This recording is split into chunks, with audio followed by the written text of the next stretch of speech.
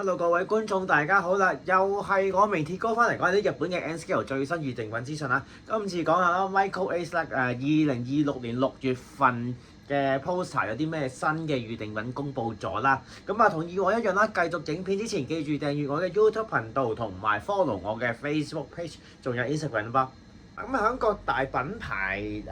出 poster 嘅次序嚟講咧，MA 近年都好中意做包尾嗰個嘅，就定期啦喺每個月20號嗰日就出 poster 公佈新製品啦。但係咧，今個月啦2026年6月20號星期六朝頭早咧，瞓醒覺睇冇料到喎。星期一22號再睇都冇料到，23號都冇乜嘢睇嘅時候都心諗唔對路啦，跟住望下MA 官方 Twitter 個 channel 睇睇，27、28號佢響京都某個模型展擺波，咁心諗唔會睇到咁遲先出嚟話，咁啊最後26號星期五朝早唔係差唔多中午時間啦，先至出咗張 poster 出嚟。就不過咧，香港有模型鋪講到明有30號截單，咁就亦都唔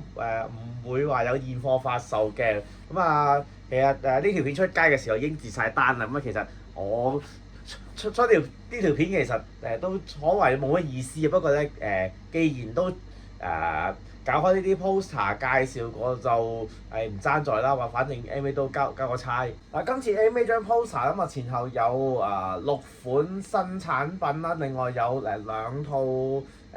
舊製品再生產嘅。不過望見個製品化名單，其實我可以講嘅嘢真係唔係好多，咁啊實在太過唔吸引啦。咁啊電車就真係得一款咁大把嘅啫，咁就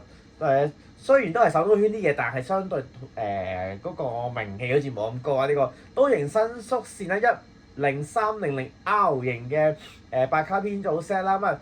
點解個名咁撩楞又300嘅 R 咁樣？其實就有啲古仔講下嘅。咁啊刀型伸縮線啦，就1978年就正式營運通車啦。咁啊就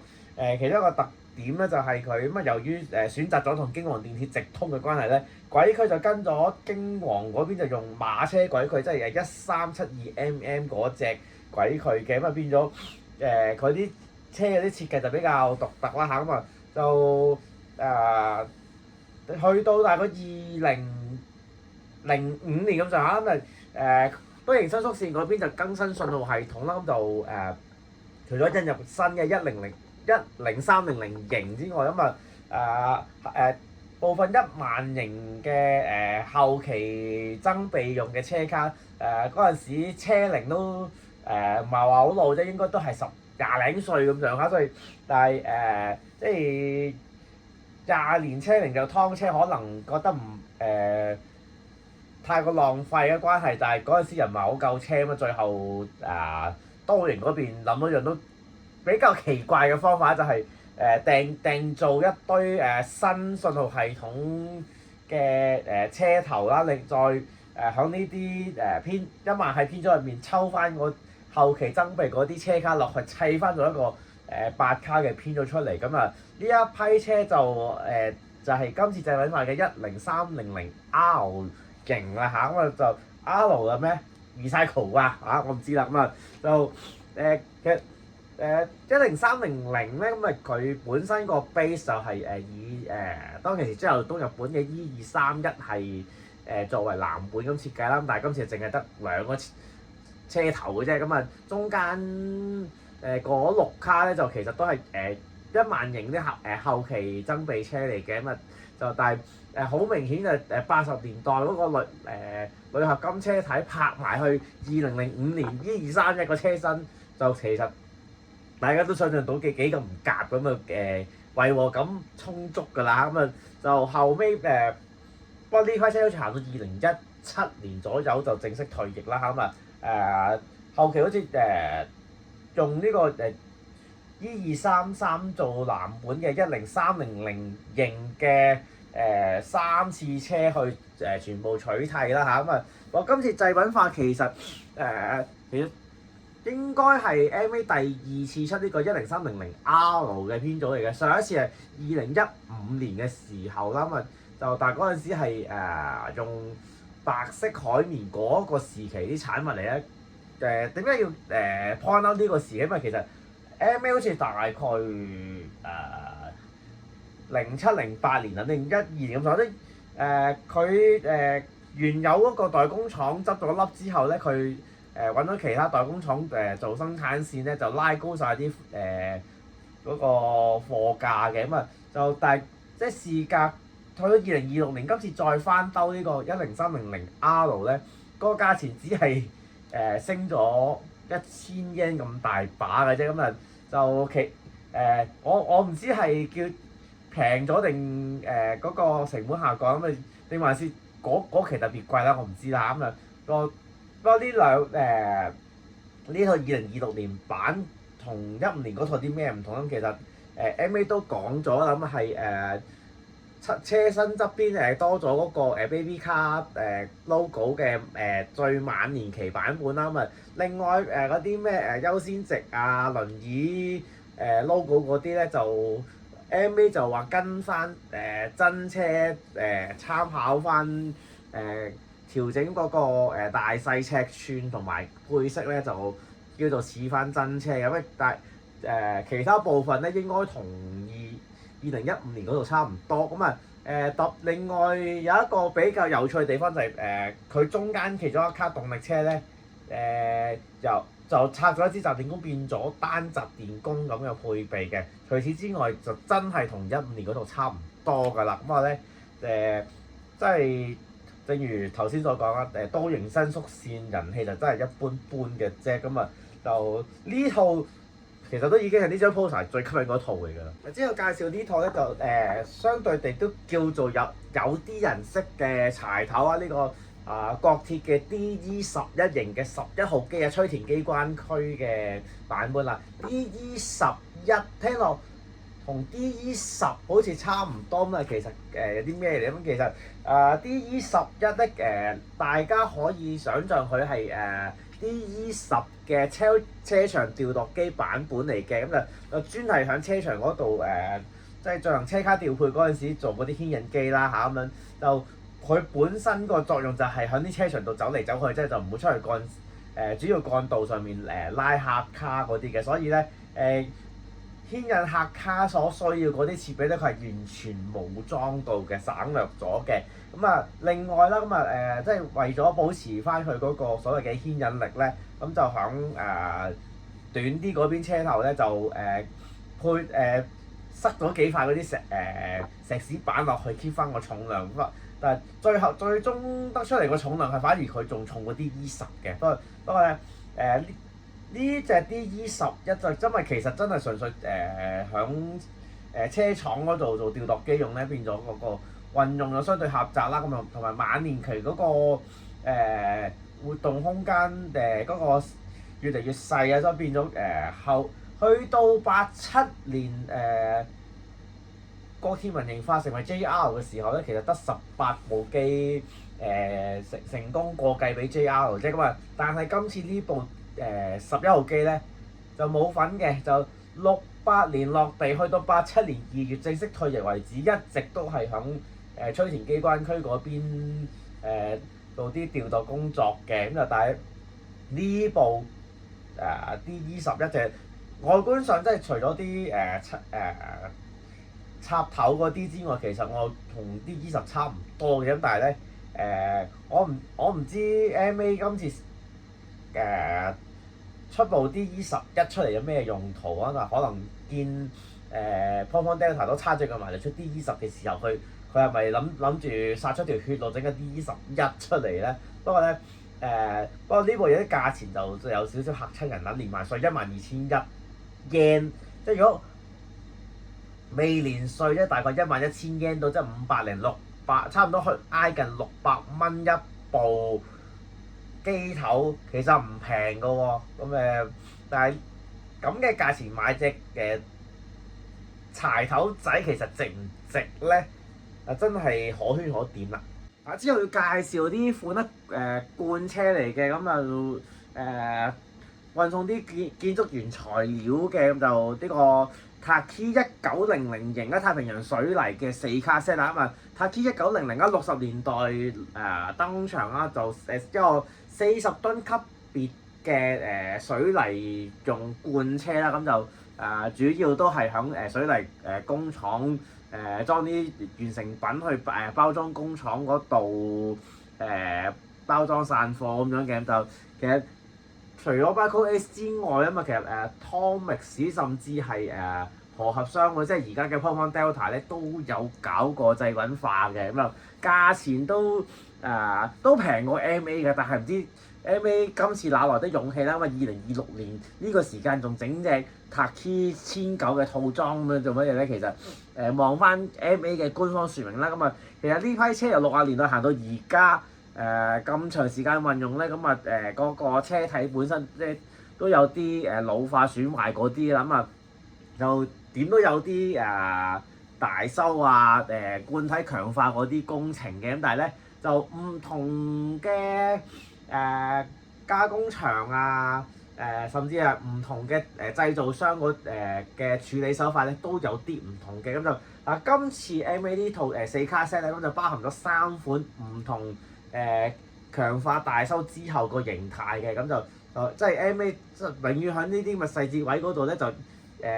型對加少少，咁啊憑呢一點咧就諗住殺出一條血路嘅。不過咧價錢嚟講就真係唔平㗎嚇。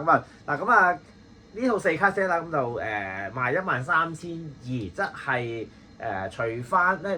唔計稅的話就120004卡，除翻3000一隻。咁但係你 Pop Delta 都好似賣緊3600兩隻，即係1800到。Tomix 都係就算單品散卡都係2000一隻嘅啫。咁但係你 MA 3000一隻咁樣嘅價錢套裝出售，其實即係如果你要玩長篇做的話，咁係咪呢咁嘅細節位係咪真係要咁強調咧？定還是你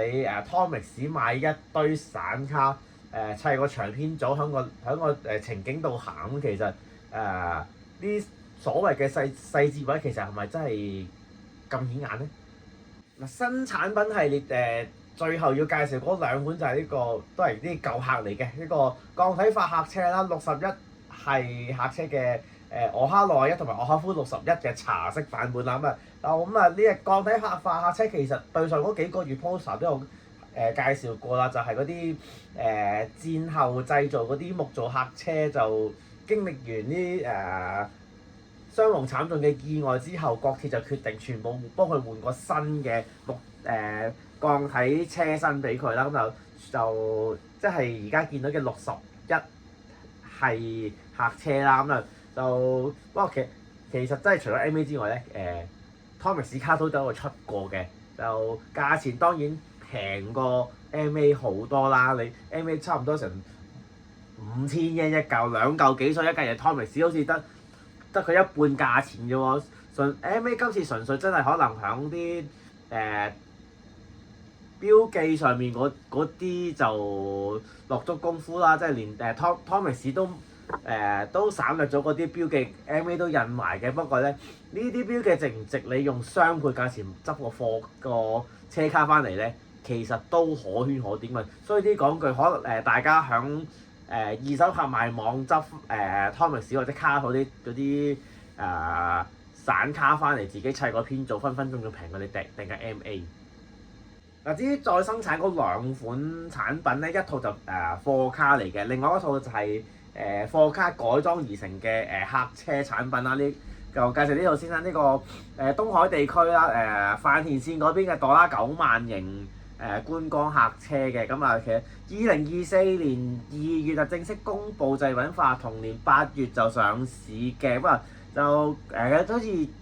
24年2月嗰陣時，我已經嗰條片我都有介紹過啲架嘢，不過喺呢講少少啦。就係嗰啲冇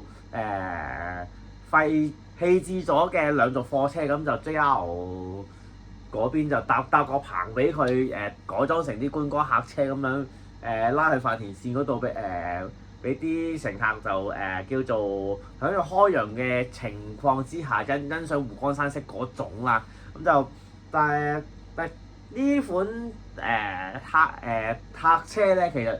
當年有用過 EF58同 ED18 嘅嗱。24年嗰次咧 ，MA 就有ED18機頭就同一時間製品化，可以擸埋呢套哆啦9萬嚟玩啦。咁但係今次26年呢一水咧就ED18就冇份 ，EF58都冇份。咁啊，但係今次 MA 都有